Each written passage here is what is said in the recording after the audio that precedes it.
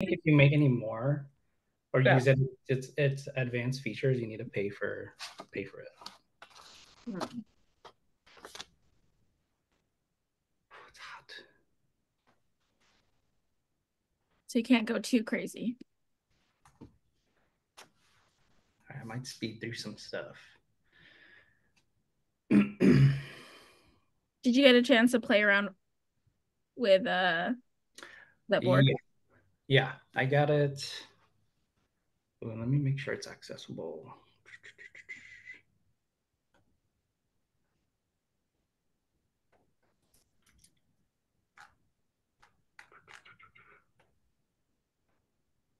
There we go.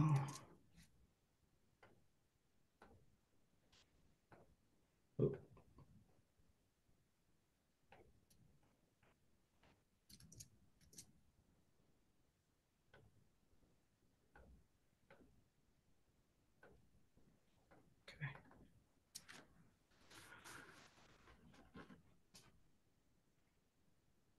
Yeah, we'll wait. Yeah, probably like 3 or 4 minutes. We'll see. Just as everyone, at least from my experience, I feel like people come in a little late. Like 10 minutes late. We won't wait 10 minutes. We'll wait like 6 minutes. But yeah, some people still they come. I'm just gonna have to watch for the room request to join. Uh, Mhm. People join like at any time.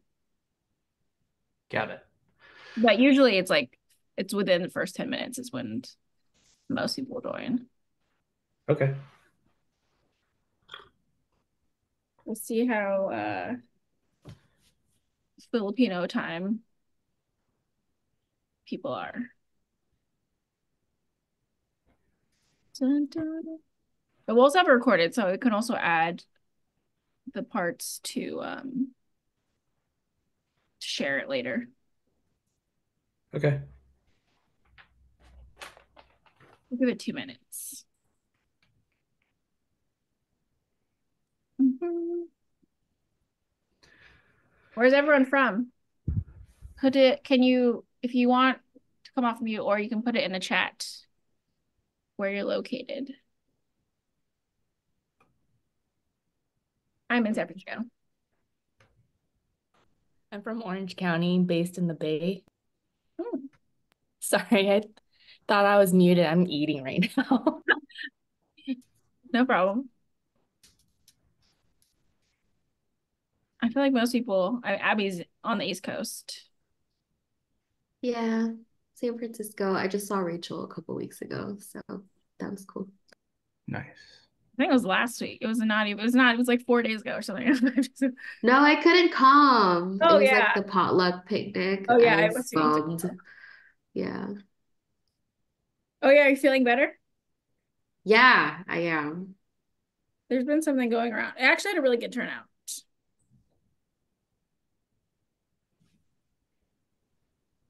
Okay, I think we can start and then someone else just joined. I think I just accepted them. I don't see them. My phone. Hold on one second. Let me turn on the AC. It kind of turned off right now. I'll be right back. Okay, we're about to start. I think people are just gonna keep trickling in once he turns on his AC.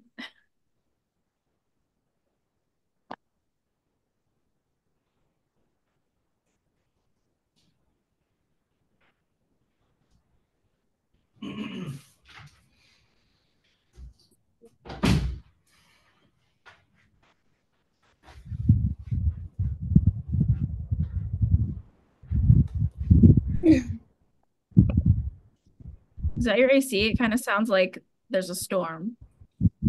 Oh, you can hear it? Yeah, Oh, shoot. it kind of sounds like there's a windstorm. 没有空的杯子。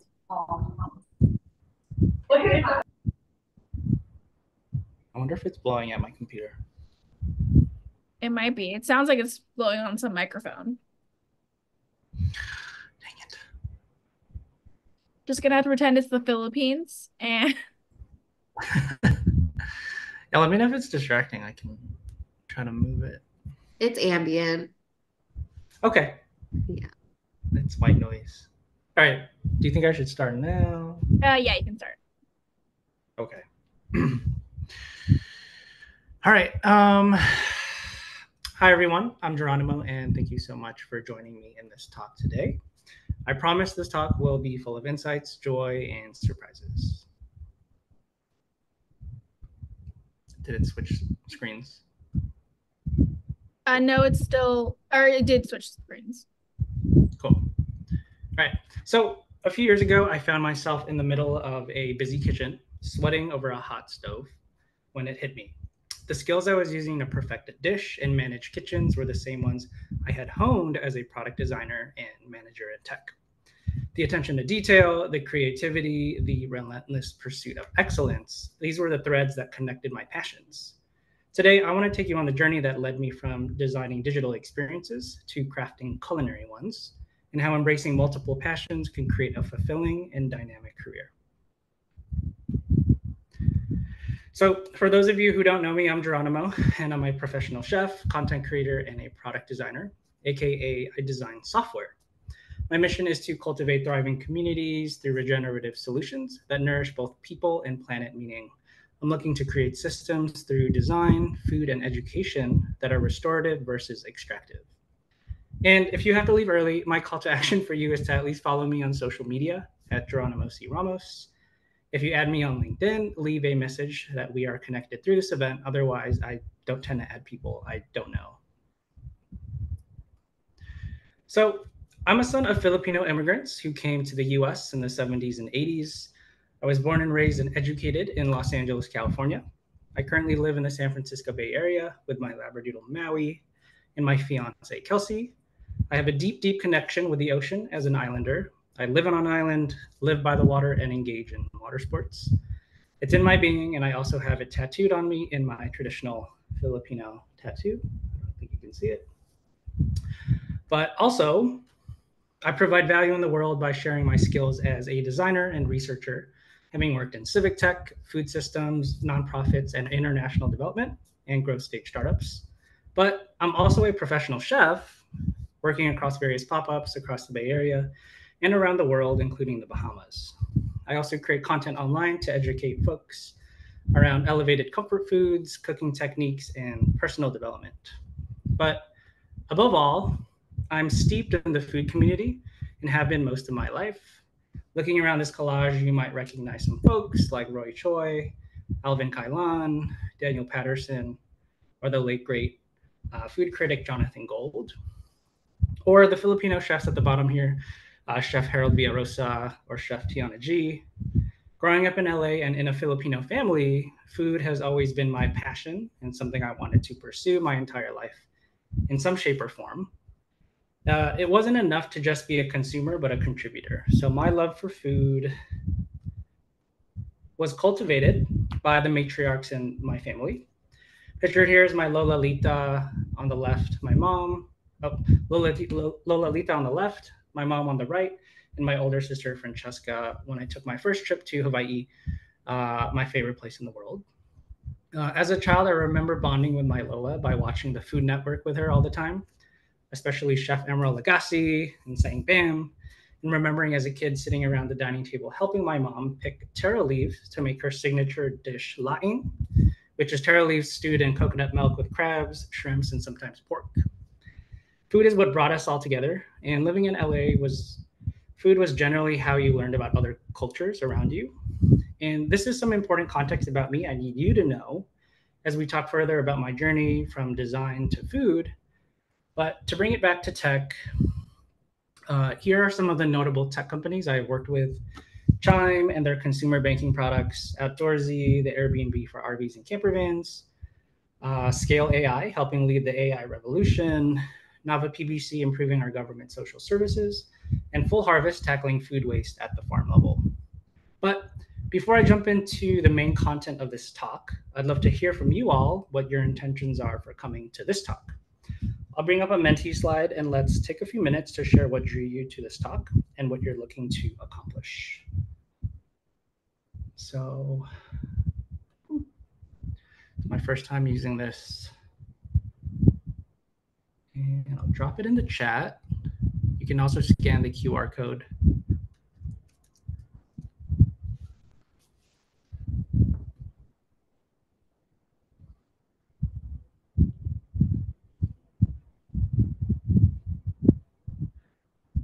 think your responses should populate here.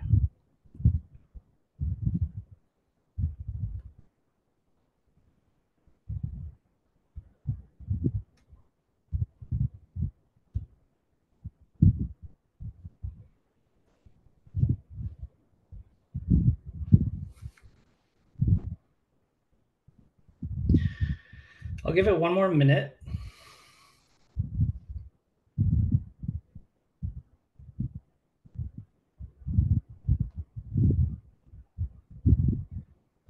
Cool.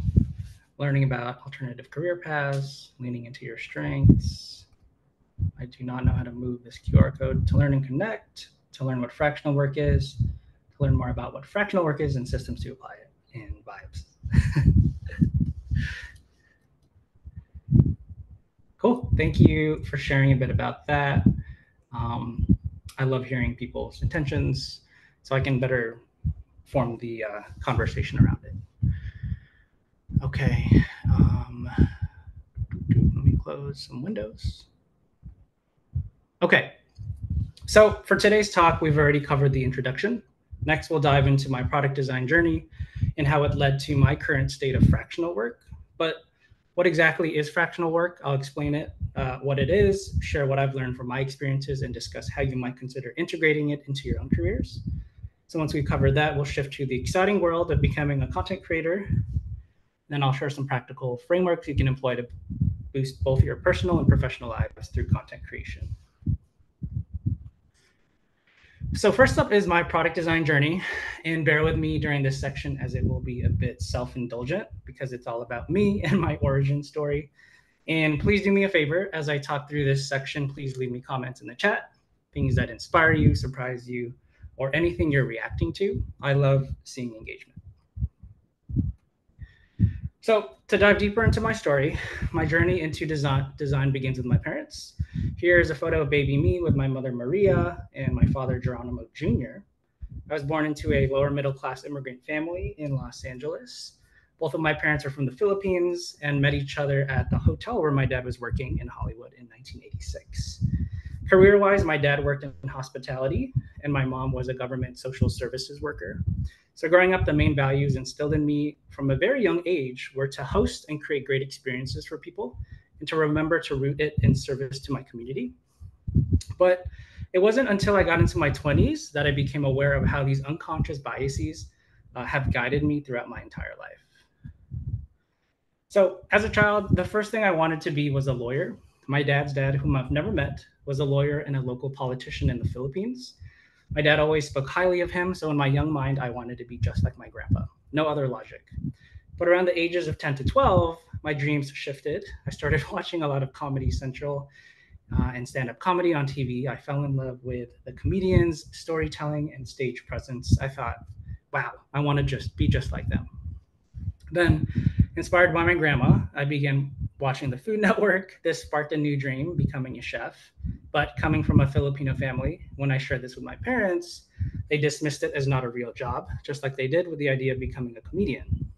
So in high school, I joined the marching band and became the saxophone section leader, managing 30 students, inspiring them with speeches and helping them reach their potential. Ignited a passion in me for psychology and personal development. I thought maybe I should become a business manager, though I had no idea what that truly meant. It felt like the right direction as I graduated from high school.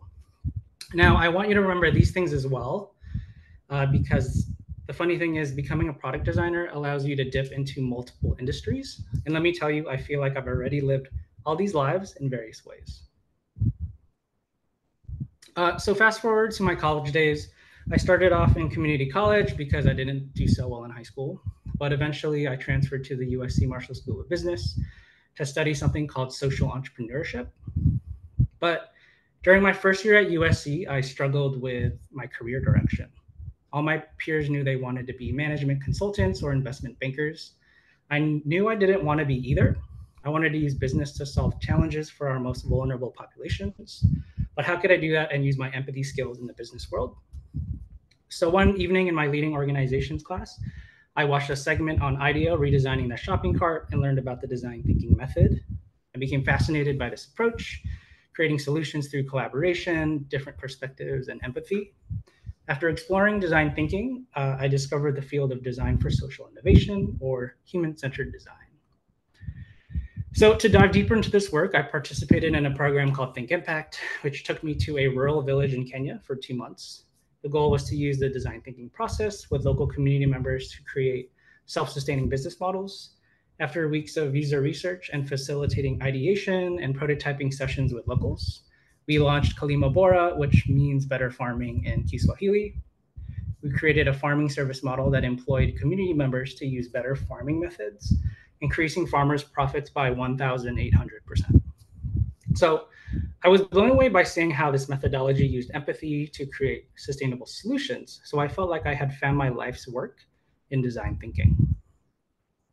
So inspired by my experience in rural Kenya, I wanted to spread this work across my campus so students could get exposed to the power of design for social innovation. So I got together with a group of friends and we launched a social impact design studio. The goal was to get students across disciplines to tackle real-world challenges in our community. So we facilitated semester-long design sprints, encouraging students to create community partnerships, conduct user research, develop products and services, addressing local issues like homelessness, education, and mental health. But it wasn't just about the projects, it was about the impact we were making and the skills we were honing. So this experience became the bulk of my college education, where I learned the most about facilitation and leadership. But post-grad, I knew I wanted to continue doing design strategy work, and I struggled to find entry-level opportunities in this field. So I decided to blaze my own path and took big risks, such as joining my friend's international development startup in Panama. The company operated as an agency, partnering with the government to grow their entrepreneurial ecosystem. So I lived in Panama for about 3 months. Pictured here is a workshop I designed to help kids from Panamanian slums learn about social entrepreneurship. Sadly, the startup failed after a few months, but my fire for design and social innovation was still burning strong. So I kept looking for new ways to apply my skills and make an impact. So after Panama, I joined Ashoka. I'm still not in the tech world yet. I joined Ashoka, a nonprofit in Washington, D.C., to design recruiting programs and headhunt for executive roles. While in D.C., I participated in my first startup weekend hackathon, which focused on social impact. So with my design thinking skills, I felt super confident. But as teams formed, my pitch as a design thinker didn't resonate with team leads. I quickly realized that design thinking alone wasn't enough to build digital products and services. So it hit me. I had been stuck in design thinking and needed to move into design doing. I wasn't making the tangible impact I wanted for the communities I cared about. So I started seeking opportunities that allowed me to apply both design thinking and hands-on implementation, bridging the gap between ideas and tangible results. So with careful deliberation, I resigned from my job at Ashoka and planned to move back to California. So I chose San Francisco, close to family, but not too close. It was the perfect place to immerse myself in technology, design, and food. So, did someone say something? I'll continue on. So in 2016, I landed in San Francisco and joined a product design program called Tradecraft. There I honed my UX UI design skills and gained experience by consulting for early stage startups. But I knew that practical experience was crucial. So on weekends, I participated in hackathons, as pictured here, to put my skills to work. And then I also volunteered at the local Ferry Building Farmers Market to grow my network in the food space. So as I got more acquainted with the tech space, I developed an interest in marketplace applications. Think Airbnb, Uber, and Lyft. I saw them as technologies that kind of connected people more and created communities and sharing resources in an industry where technology often eliminates jobs. So in 2017, I landed a job at Outdoorsy, essentially the Airbnb for RVs and camper vans. I was designer number 2, worked on products, flows, and features to enhance both the renter and owner experiences. And at the same time, I started my own marketplace startup through startup concept called Rooted Table on the right here, which connected people through cultural home-cooked meal experiences. Rooted Table primarily worked with immigrants, baby boomers, and underserved populations as home cooks, and went through Y Combinator's startup school program. And my mom was my prototype for many of those experiences. But in 2018, I got laid off from Outdoorsy as they moved operations to Austin, Texas to cut costs and be closer to their ideal customer base. They offered me a position if I relocated, but I wasn't ready for that move yet. I was also exploring building my own startup rooted table and wanted to stay close to family in California. So after a couple of years in the private startup tech sector, I grew hungry to return to social impact. So I began searching for tech companies making positive societal or environmental changes. Then I realized the best way to make an impact on the system was to work on the system itself. So in 2019, I joined Nava PBC, a digital services consulting agency for federal and state government agencies. Pictured here is the smaller design team back in the day, which has now more than tripled in size. And at Nava, I worked for the Department of Veterans Affairs, designing software for federal judges and attorneys to better serve their veterans. I also worked with the Department of Justice to help people file civil rights complaints, and worked on the American Disabilities Act website to ensure businesses were compliant and accessible for people with disabilities. So this is where I started to grow more into a design lead role, managing higher profile projects and leading design teams. And to this day, Nava PBC has been the best company I've ever worked for, with a very human-centered culture, putting people before the work. But for me, something was still missing. I didn't feel like I was growing or earning fast enough, and I really, really missed food.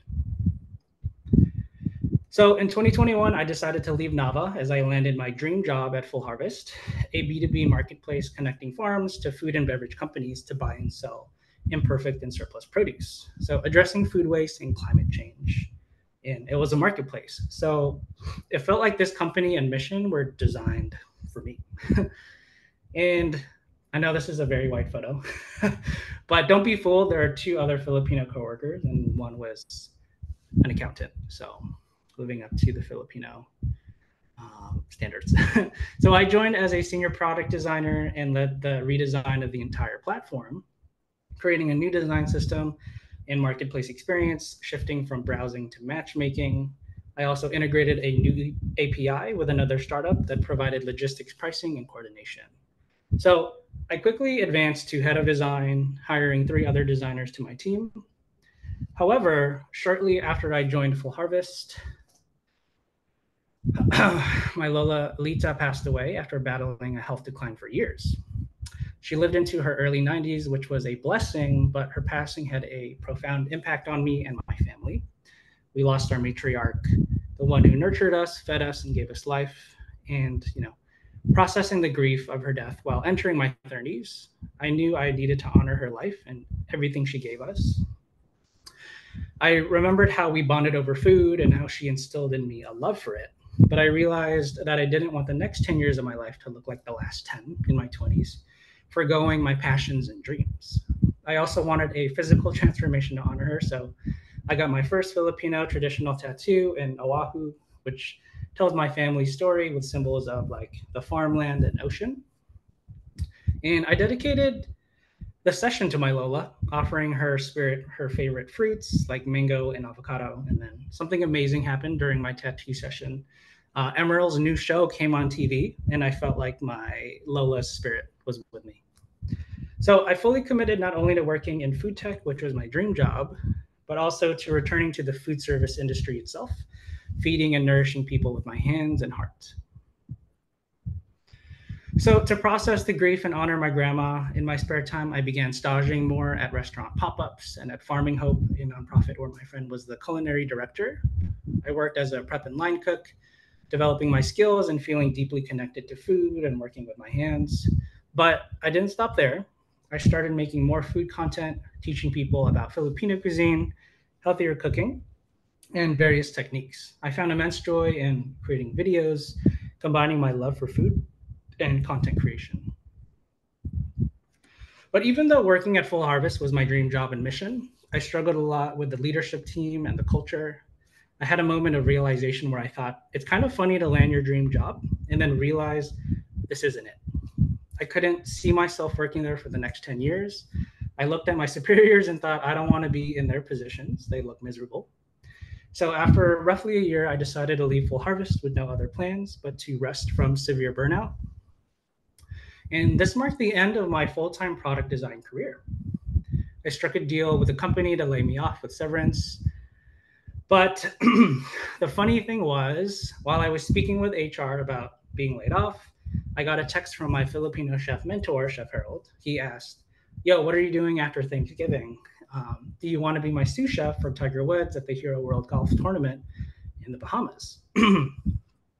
So I was immediately taken aback, sitting in my booth, losing my job, and then on the other hand, being handed an opportunity of a lifetime. I felt like the universe was intentionally closing one door to open another. So while my full-time product design career was coming to a close, my journey into becoming a chef was starting to bloom. And I was actually very terrified about this opportunity because I had only been a prep or line cook, and only a few of those gigs were actually paid. So accelerating into a sous chef role was like super daunting. I definitely had a lot of imposter syndrome. When I asked my chef what the role entailed, he said kitchen shit, the most chef response ever. But as soon as I landed in the Bahamas, the role was about managing 3 kitchens, doing inventory, feeding over 4,000 guests, and many who are billionaires, and overseeing a brigade of 30 to 40 cooks, which I had never done before. But the great thing is, as difficult as it was totally successful. Oh, let me drink some water. It showed me that I had the transferable skills and confidence to be a real world chef. If I could do it here, I could do it anywhere, since this was the highest stakes environment. But as I stepped in the role of sous chef, I realized something funny. It was essentially the same thing as being a design lead. I was delegating tasks to my cooks and overseeing their work, researching recipes to modify them for scale, carefully managing resources for operational success, playing politics with global Michelin-starred chefs to borrow kitchen space and equipment to execute our projects. But yeah, the skills were totally transferable. The only difference was that this work was 100 times more stressful. In the moment, with no, let me circle back to this. I was working with my hands and my body, not just my brain stuck at a computer. And if you ever watched the show The Bear and saw how stressful kitchens are, let me tell you, this was 10 times worse. So looping it back to my parents, hospitality for my dad and social work for my mom have been guiding angels throughout my entire journey. Whether it be designing great experiences for users to create social impact or cooking food for guests with sustainable and regenerative ingredients, it always comes back to my Filipino immigrant parents. They instilled in me the values of creating great experiences for people and remembering to root it in being of service to your community.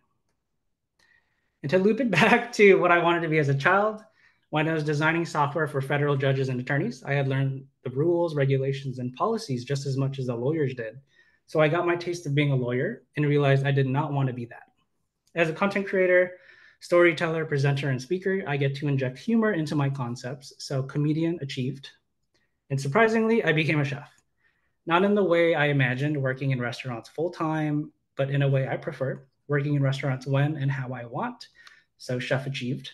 And as a business manager, I have my own business and I have managed people, helping them navigate and reach their potential. So business manager achieved.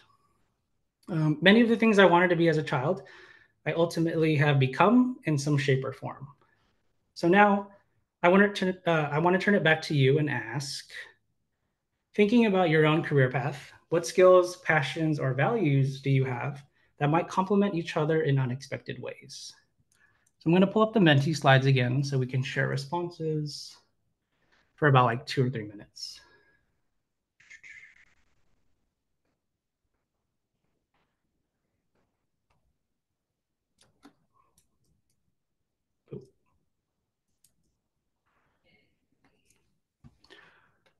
We'll drop it in the chat again. See, network shelter.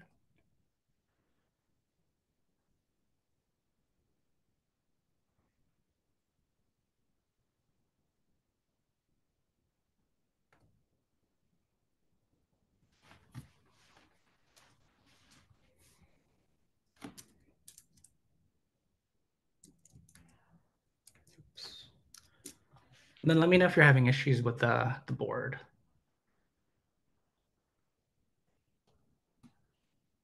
Does this have a timer?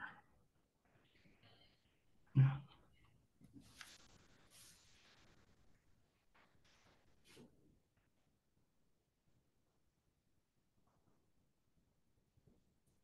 Helping others, engaging with people and being creative. Tech plus people skills puts me in a good place to communicate technical ideas to non-technical folks. Storytelling and creating anything.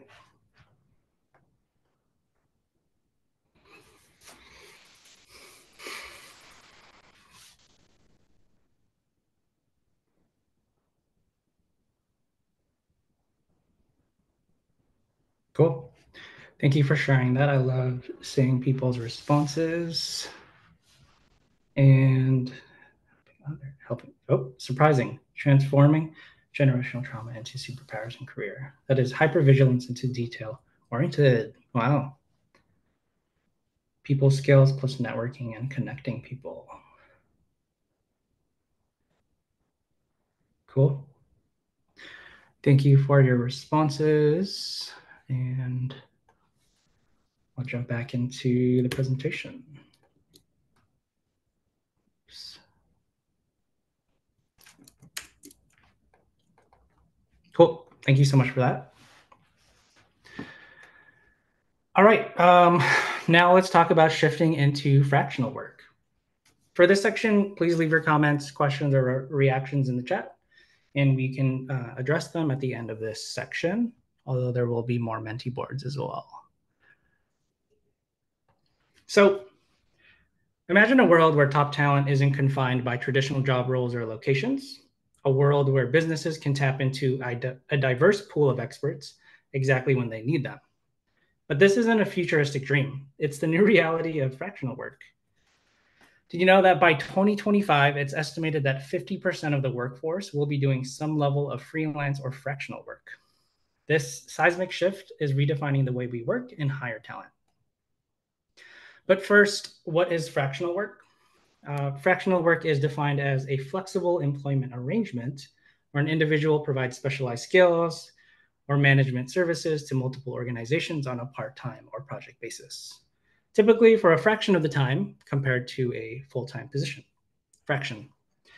And then you might be asking yourself, like, what's the difference between fractional work, consulting, part-time, freelancing? To be honest, they're just words. But I will talk about it a little bit more. So what's the difference between fractional work and freelancing? Fractional professionals are more deeply integrated into a company's core leadership or strategic team, while freelancers generally provide services without deeply integrating into the client's organizational structure. But there's more to it than just integration. The duration of fractional roles often persists with a company for a longer term, sometimes for years, whereas freelancers usually work on short-term projects with defined start and end dates. So when it comes to scope, fractional work is often both strategic and hands-on, involving decision-making, leadership, and project management. Freelancers, on the other hand, typically focus on executing specific tasks or projects. But the relationship is key. Fractional professionals usually have a more consistent and ongoing relationship with their clients, similar to a part-time employee, while freelancers tend to have more transient project-based relationships. So read longer-term engagement. So you're like, oh, what's the difference between that and consulting?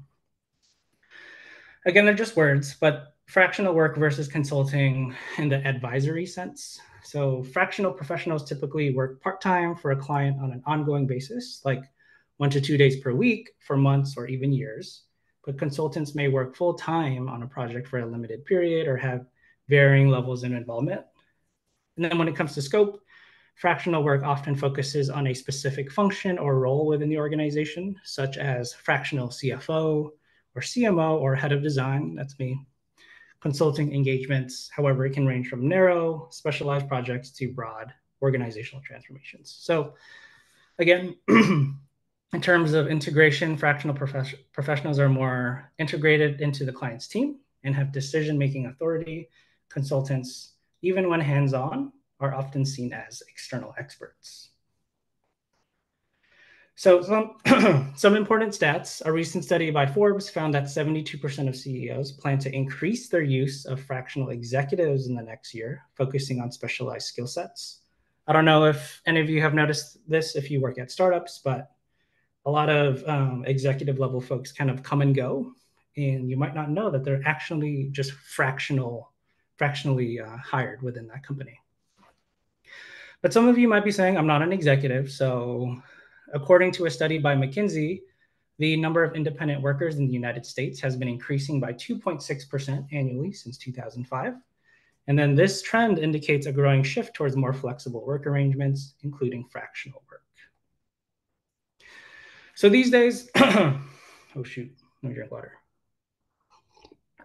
I do a variety of things to provide value for customers and clients while also making great use of my talents, skills, and passions. So do you all remember the marketplace startup Rooted Table I started? I turned it into a digital design and culinary services consulting company. It's an LLC, S corporation, that allows me to employ and pay myself payroll to minimize my taxes. So that's a life hack for business owners out there. Let me know if you want a referral. And most of my income still comes from product design work with clients that I get through word of mouth. So trust me, this is the way most people and firms get clients. And I work between 10 to 20 hours a week, depending on the season, which is enough to pay my bills and sometimes save money.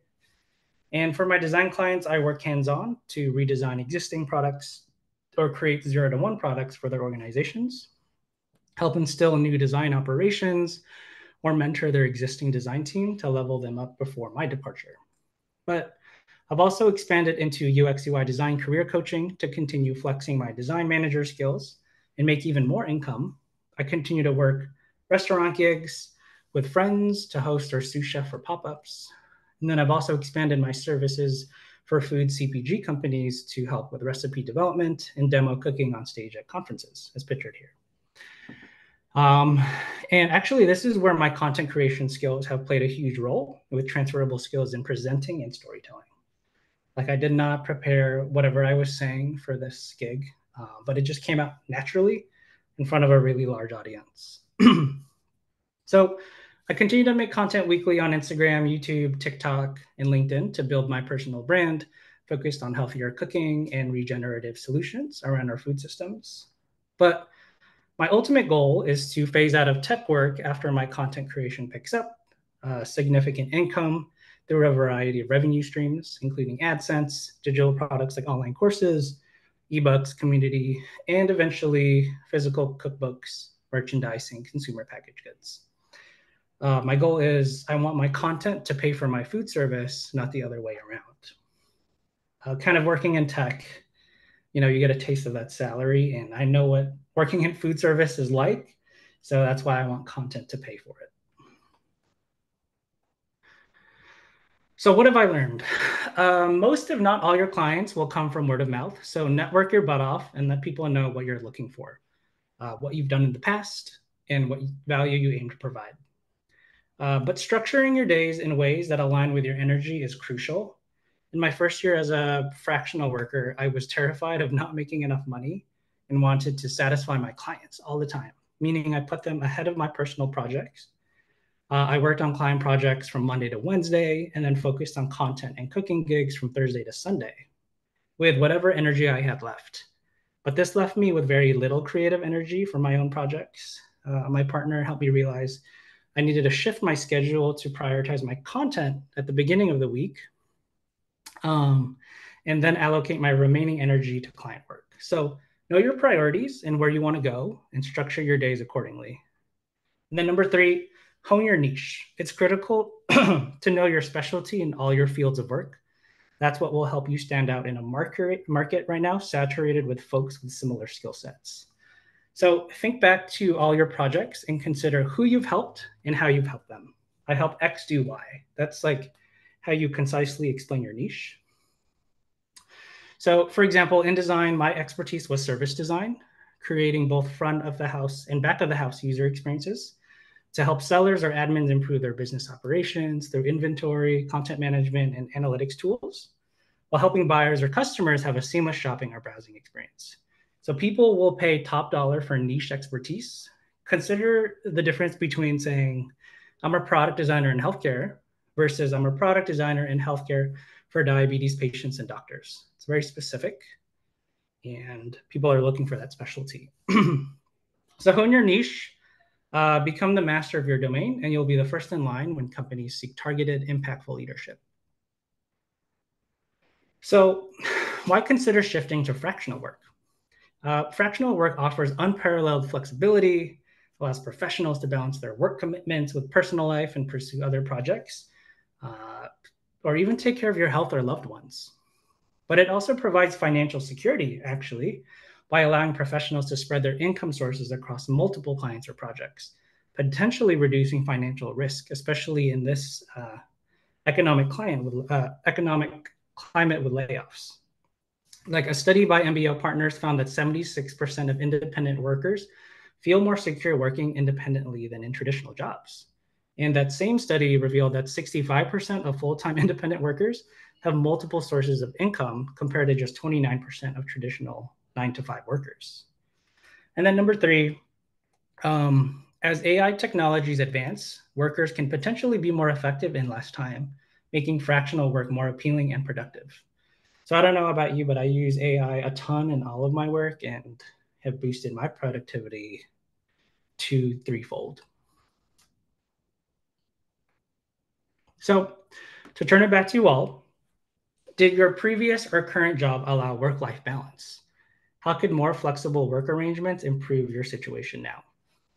And then think about what projects or passions have been delayed because of traditional work schedules and constraints. I'll bring up the Menti board again.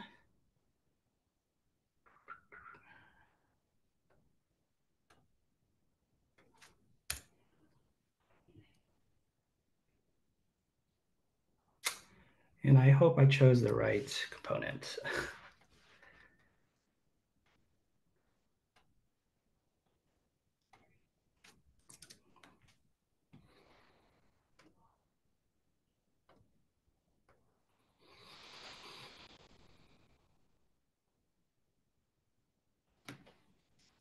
And yeah, let me know if there's issues with the board again.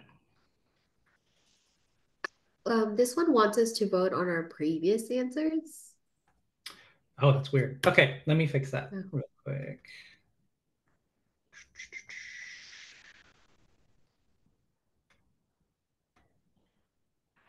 What the heck?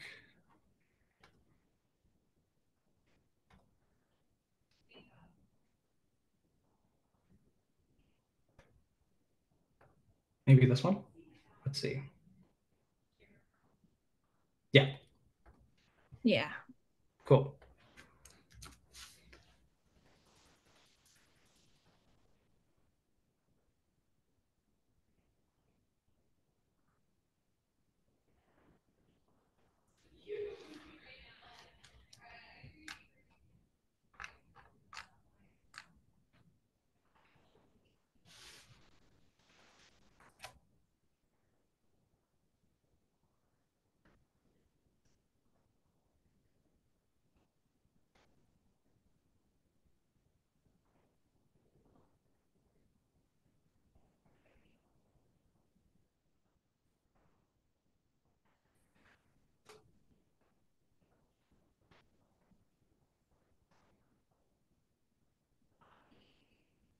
Interesting.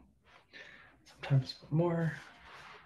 So thankfully, yes, that's great. Have the agency to take time off work when needed. The work got done, and that's all that mattered. Current job does. These are amazing, amazing situations. Sometimes, but more often burnt out to do anything creative for myself. Previous full-time job allowed for work-life balance. Current job, much more of a struggle. Flexible work arrangement, a lot of it learning how to manage my energy more efficiently. Current job affords me the opportunity to be flexible with my core hours or take mental health days. Sounds like many of you have some great workplaces.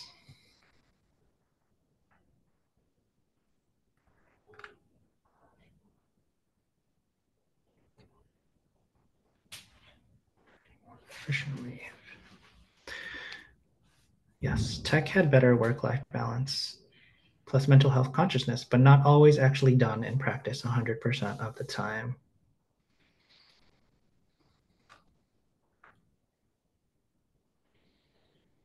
Cool. Well, thank you for your responses. Glad to hear that many of you have good workplaces that are flexible with your work hours and giving you mental health days and allow you to take care of yourself. I had that at Nava. Definitely miss Nava. Might reach out to them again. Cool. Thank you so much. Okay. So actually, I wanted to do a quick Q&A. So any questions or things you have, feel free to drop them in the chat. I can try and address them. Any questions that you have or an experience you might share if you are also doing some level of fractional work.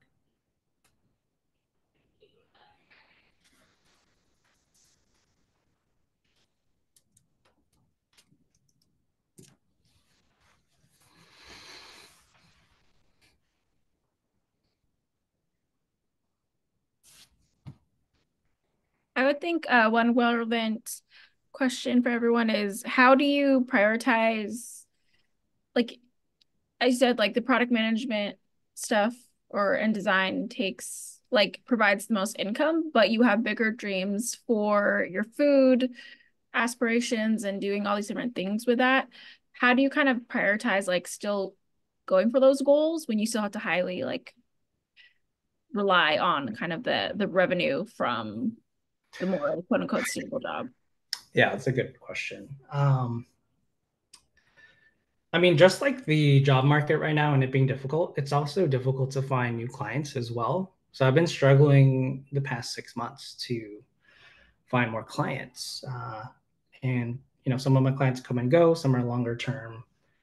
And yeah, it pays the most. I have been growing my coaching practice, but is also continuing to grow. And honestly, I find more energy doing the coaching because it's just like me talking to people, helping them explore and navigate their potential on their own and giving some mentoring advice with like 10 years of design experience. So yeah, it's yeah, because I'm doing a lot. There's a lot of math involved and like figuring out like what will continue to hold me. Like what I've been so fortunate to this point, working on my own for about a year and a half to not have really touched my safety net savings. So like I'm super privileged that way. And it's the product design that carries me. So when I know that I might need to pick up more hours I also productize my services, but like pick up more work to pay the bills, then I try to like search out, do business development, do outreach. But eventually I'm trying to grow my coaching practice as well so I could do less design consulting and be less dependent on that and enjoy more of the stuff that I'm doing. And then knowing what my goals are for content creation. I mean, there's a lot of work involved with that, right? Like I am a team of one. But I'll talk more about that in the next section with how I'm doing content creation. But I don't know. Does that address your question? Yeah. And there's a few questions in the chat too. Cool. You mentioned that you missed some aspects of Nava, your previous job. What other aspects do you miss and not miss? Oh shoot, that's a good question. Let me think about that. The first thing that comes to mind is having a team. So technically, you could say that I'm pretty much a solopreneur, and I'm a people person. So it's been difficult, kind of having energy, right? Like as an extrovert, I get energy being around other people. So oftentimes, that's really difficult for me when I'm kind of working alone most of the time as a remote product design consultant, career coach, making content. The only time I really get to like work with people in person is when I'm in the kitchen working restaurant gigs, which is the best because those are the most like family oriented environments. But yeah, that's the first thing that comes to mind. Things that I don't miss, like I think the first thing that you kind of generally notice as a fractional worker slash consultant is you're truly paid for the value that you create. So the harder that you work, you can demand higher prices. It's a kind of a skill to build in that space. Whereas when you work at an organization, like you're kind of paid the same salary for an extended amount of time. You can argue for the value you've provided anytime there is an annual review, biannual review, and you may or may not get that raise that you think you deserve. So I think the value that you provide is equally compensated to you in fractional work, which I truly enjoy and have been able to make more money in some ways at an hourly rate than a full-time job. And then this last question, how do you market yourself to land more fractional roles versus coming off as someone who's just looking for consultant work? I think it's exactly that, using those words specifically. The problem is fractional work is still kind of a nascent definition. You still have to describe it to folks, just like, hey, I have fractional work, I have fractional availability, would love to work with your team. I can provide X amount of time, and this is my expertise and how I can help your company get to this next milestone. The thing is, sometimes when you're doing business development as a fractional worker, like it comes with the territory of explaining it to them what fractional work is and what the benefits are, saying like, I can provide you the value of a full-time employee at half the rate and half the time, which can be very appealing to many companies, especially venture-backed companies or private equity-backed companies. And then if you're just saying you want to like be a consultant, people generally understand that definition more. So you could say that in your outreach messages that you're looking to be a consultant for their company and looking to have longer-term engagements. Oh, cool. All right, bye, Gia. And then what advice would you give to someone who struggles to identify their niche? Are there particular exercises that help you hone in on that? So identifying your niche. As I mentioned in that section, like look back to all your projects and how you've helped X do Y, right? So like create a whole checklist of like all the projects that you've worked on. I help X. So X is who the user is or the audience, right? I've helped doctors, I've helped lawyers. If it's e-commerce, like admins, do Y, improve. I've helped, well, I don't know, you fill in the gap, but like once you do that exercise, that'll help you better understand the patterns of all the things you've actually worked on. Maybe you've worked on designing a lot of dashboards. You've worked on creating a lot of internal tools to improve business operations.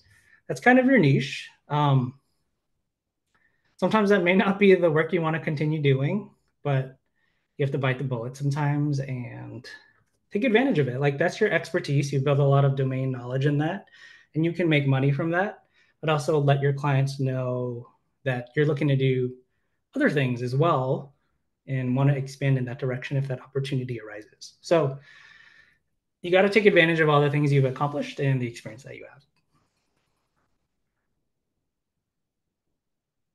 Okay.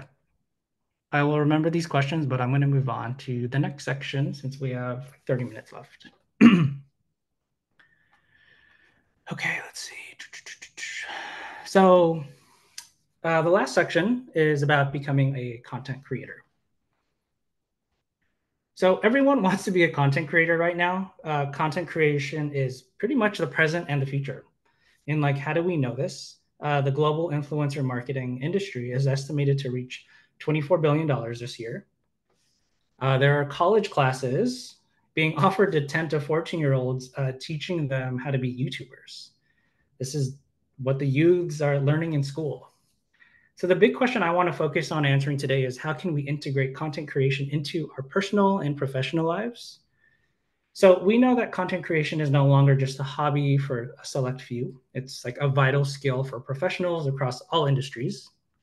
The ability to create engaging, impactful content can enhance your personal brand, expand your professional network, and open up new career opportunities.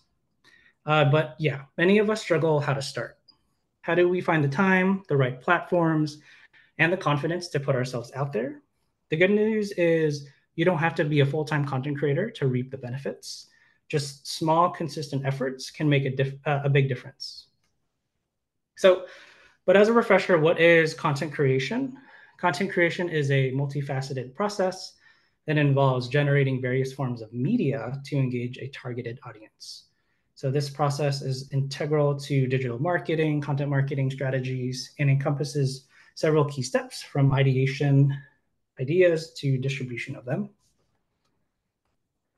So how do I currently create content online right now? First, my initial goal was to grow on YouTube. I'm a voracious YouTube consumer, YouTube University, learning almost everything from cooking to life hacks. YouTube is like a world of free online education, and personally, I learn best through documentation and demonstration, which YouTube videos do. So with my YouTube channel, which I've been posting on consistently for about a year, I've grown to around 2,000 subscribers. I share recipes, cooking techniques, personal development tips, and reviews purely out of joy, because my mission is to create healthier communities, is my value prop up there. Let's see. But actually, for about a year, I hired a long-form video editor for my long-form YouTube videos in the Philippines to edit my videos for me, because editing easily took up 10 hours a week for me.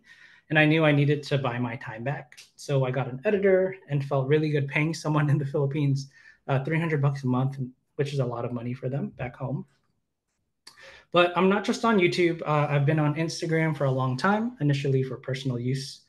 Now I use it to build my personal brand by sharing the same recipes and cooking tips from my YouTube channel. To be honest, that's where I'm growing the most at 21,000 followers. I've had some brand deals with Filipino and other brands creating videos to promote their products. So LinkedIn is another platform I'm starting to play around with. I use it to share industry insights and reports on deliverables. So here, I have 3 insights on designing online marketplaces for agriculture. Let's see. But yeah, content creation for me has been a fulfilling journey. It's a way to share my experiences, reach people, and build my personal brand. And personally, I find a lot of joy in teaching people things that I'm learning.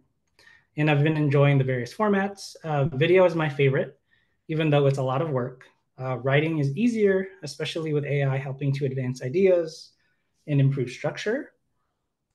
But overall, this journey has helped me attract new clients, connect with the right people, and slowly but surely make a name for myself in the Filipino food space.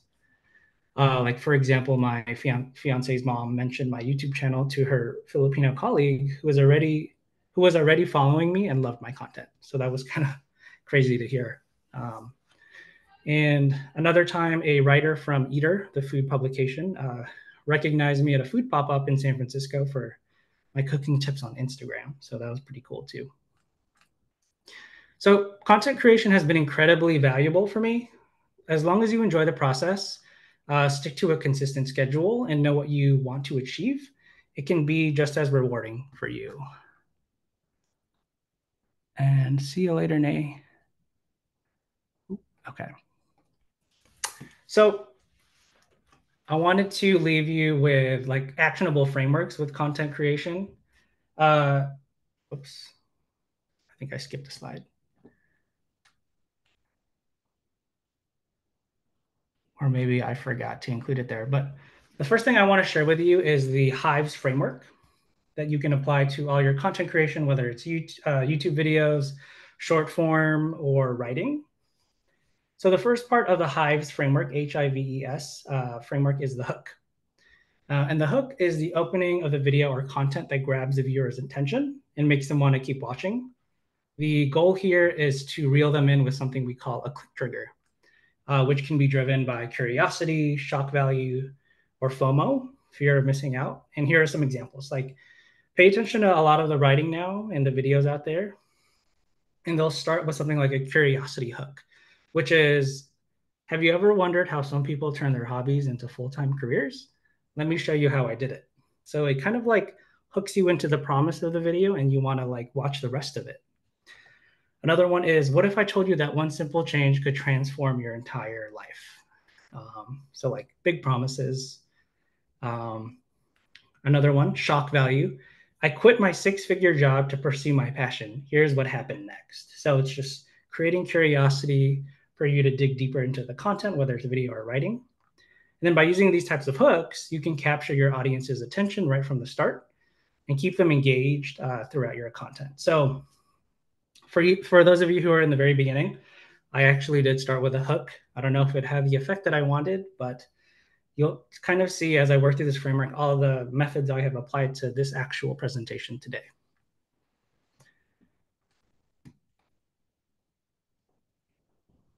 So the next part of the Hives framework is I. So I for intro. Not everyone does this, but for those who are new, it's important to include an intro that covers who you are and why people should listen to you, and an overview of the content or agenda so viewers know what to expect. So in terms of the intro for this presentation, I introduced myself, my background, and my experience. I shared a bit about my journey into design and content creation, highlighting my work with notable companies and my success in building a personal brand.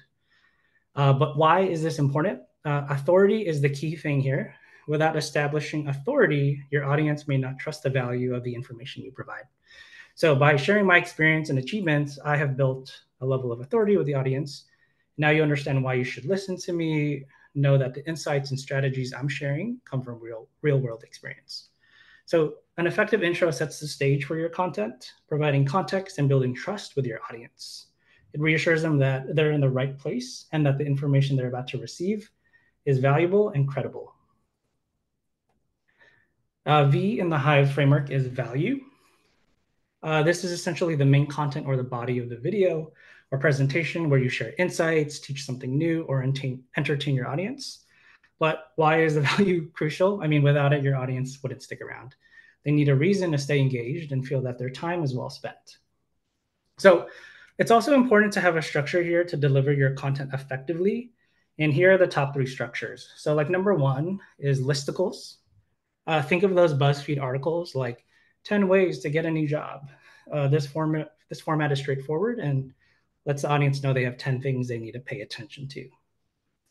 The second one is a triplet format. This is similar to an essay structure. So you make 3 main points and each is supported by sub-arguments. Creates a logical flow. And then the last one is the storytelling technique for the hero's journey. Giving background on a character, follow the rise in conflict, reaches a climax, and then resolves with a solution. It's engaging because it tells a story that audiences can relate to. So that's generally how you deliver value. And then the last part of the Hives framework, ES, is for end screen, which essentially is a conclusion that wraps up your content and includes a call to action. So like, why is the end screen important? It's your final opportunity to engage your audience and guide them to their next step. But it's not just about like ending the video, it's about creating a seamless experience that keeps your audience within your ecosystem. So on YouTube, for example, I might end my video by saying, if you enjoyed this video, check out my other video here and point to a related video to encourage them to stay on my channel and continue finding value in my content.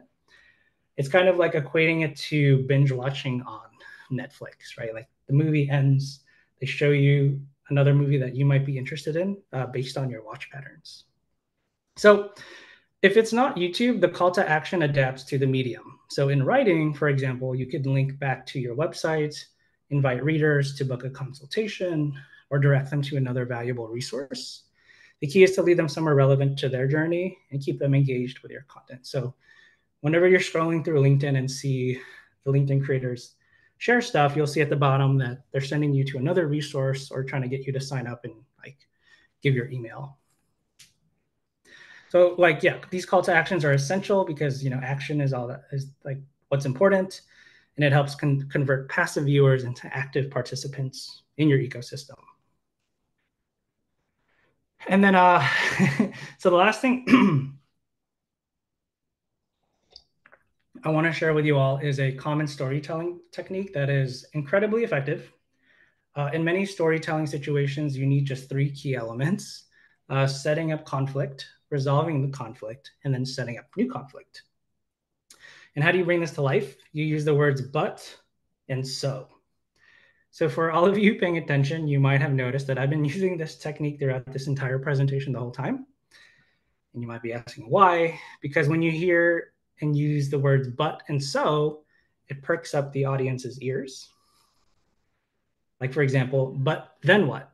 so what, right? Each but introduces a new conflict or twist, and each so shows the resolution or next step. So this keeps the audience engaged and prevents them from scrolling away or losing focus. So this works in digital content, storytelling, presentations, public speaking. So hot tip. And any questions about content creation? Happy to answer them. And I'm running out of voice to speak.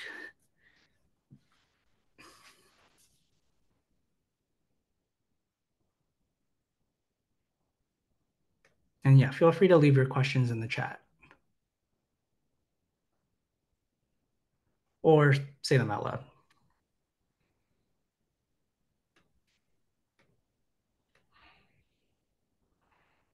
Do you have any ideas for people that want to do more professional type of content creation, or do you think that there is a huge difference?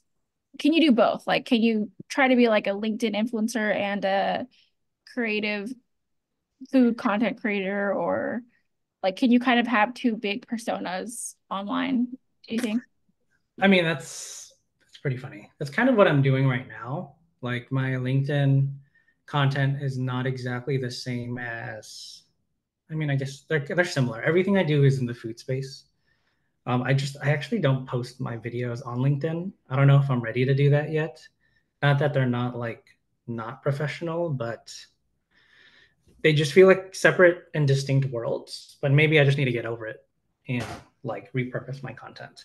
But yeah, I think you can have two separate personas, but again, like using different platforms, what are your goals? Do you want to build your personal brand? Then it kind of has to be integrated across all of them because personal brands tend to be like the representation of you. But if you're like using LinkedIn to find more clients, but you're just using like clients for like whatever your professional field is, then yeah, that's fine. That makes sense. Share those insights. But then maybe on Instagram and TikTok, you want to talk about different things like fitness or beauty. And maybe you have goals for that. Maybe you don't. And if your goals are to like do affiliate marketing and all of that stuff, then yeah, they can be distinct. But it's up to you if you want to kind of cross them over. Like in my Instagram and TikTok and YouTube world, I don't really talk about product design because I know my long-term goals is to kind of phase that out at some point. But I use LinkedIn to find new clients sometimes. But at some point that might like turn over and switch off. So.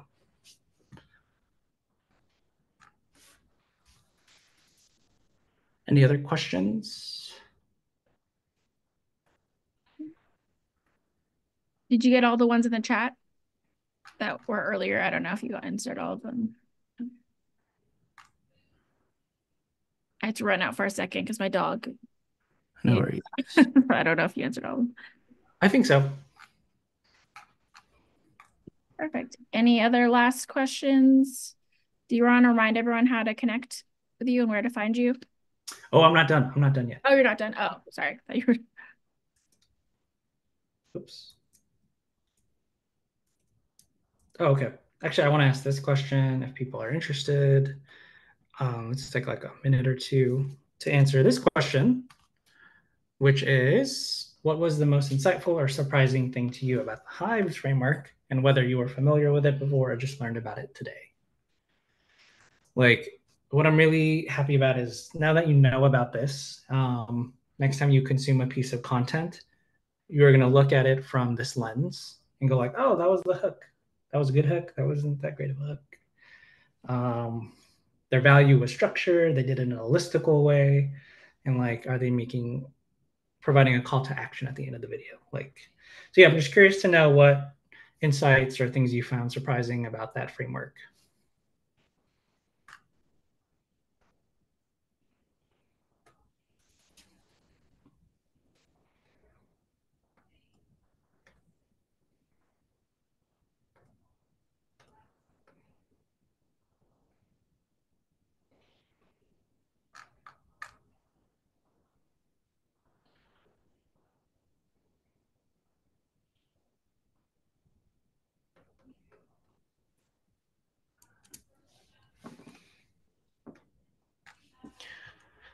heard different versions, but not specifically Hive. I think I've learned this from different resources, but never knew there was an actual term for it.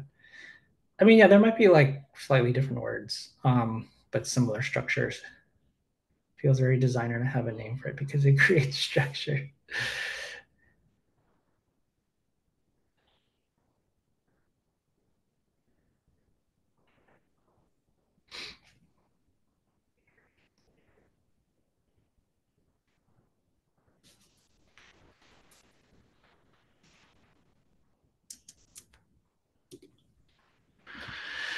Okay, if there's no more responses, I'll move on to the last question. So I'd like to hear from you all. What was most useful for you today? And what is one commitment you will take action on after this talk? And I'll put a timer this time.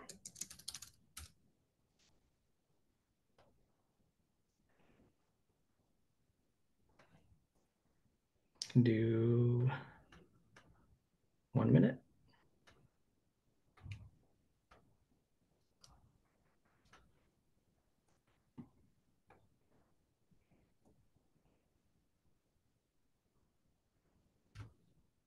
Maybe 2 minutes.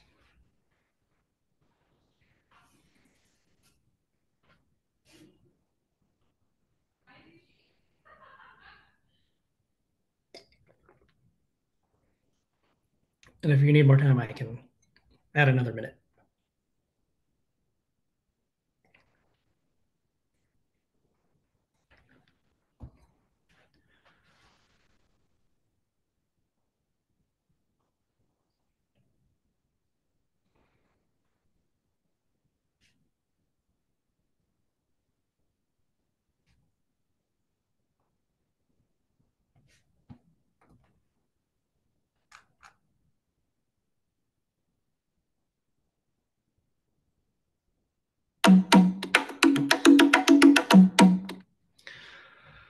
I'll add 30 more seconds. If people need time, let me know.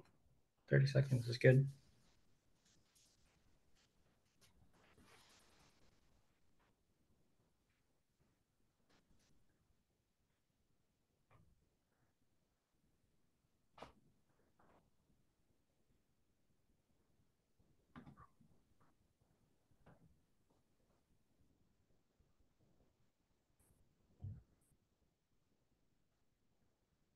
Okay, I won't cough anymore. Thank you for one response. Learning about fractional framework, my commitment is to start reworking my portfolio. If you need help, hit me up. Helping many designers right now rework their portfolios.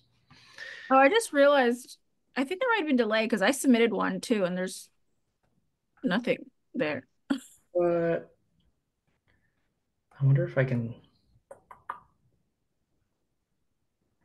delay. Or I mean, I submitted something. I don't know where it went. Oh no. Would you just like to verbalize it? What did I say? I said, oh, just trying to think of like the Hive framework. I think that's kind of just in speaking in general, not just like for content, I think is useful. And also just it's always nice to hear about like different career paths. Like you don't have to be in a traditional career path. But I think there might be something lagging because I definitely submitted it and I don't know. But yeah, thank you for sharing that. Cool. Let me exit. So last slide. Yeah, just thank you so much for listening today, and please follow and check out my content on these platforms. They're the ones that I'm mostly active on. But if you want to go the extra mile, check out my Instagram Reels and share it with your friends and family who might find value in it, because Instagram really values shares. But yeah, thank you so much, and reach out to me through those platforms. If you reach out to me on LinkedIn, as I mentioned, leave a message or note that you met me from this event. Otherwise, if I don't know you, I won't add you unless you tell me why. So yeah, thank you so much, and we'll see you next time. Thanks everyone for coming, and thank you so much, Geronimo. Yeah, cool. Thank you so much, everyone. See you later. Thanks everyone. Have a good night. Good night.